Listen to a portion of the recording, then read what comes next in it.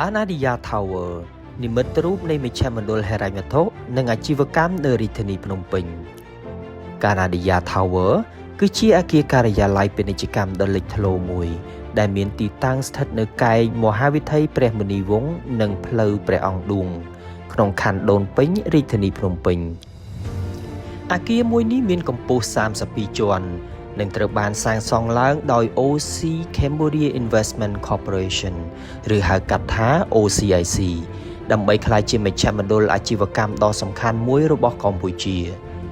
នៅពេលបញ្ចប់ការសាងសង់កាណាឌីយ៉ា Tower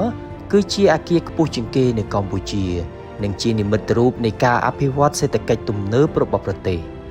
អគារនេះជាទីតាំងនៃការិយាល័យកណ្ដាលរបស់ Canada Bank និងមានការិយាល័យជួលសម្រាប់ក្រុមហ៊ុនក្នុងស្រុកនិងអន្តរជាតិព្រមទាំងមានហាងលក់ទំនិញ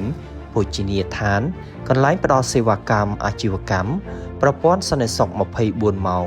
និងចំណតរថយន្តក្រោមដីជាច្រើនជាន់ដែលអាចគាំទ្រដល់ប្រតិបត្តិការអាជីវកម្មប្រកបដោយប្រសិទ្ធភាពគោលបំណងសំខាន់របស់ Canada Tower គឺបង្កើនមជ្ឈមណ្ឌលការិយាល័យដែលមានស្តង់ដារអន្តរជាតិសម្រាប់ស្ថាប័នហិរញ្ញវត្ថុធនាគារក្រុមហ៊ុនធានារ៉ាប់រងក្រុមហ៊ុនច្បាប់ក្រុមហ៊ុនប្រឹក្សាយោបល់និងសហគ្រាសអន្តរជាតិដែលត្រូវការទីតាំងអាជីវកម្មស្ថិតនៅកណ្ដាលរាជធានីភ្នំពេញទីតាំងរបស់អគារស្ថិតនៅក្នុងតំបន់ពាណិជ្ជកម្មសំខាន់ជាស្ថាប័នរដ្ឋធនាគារធំ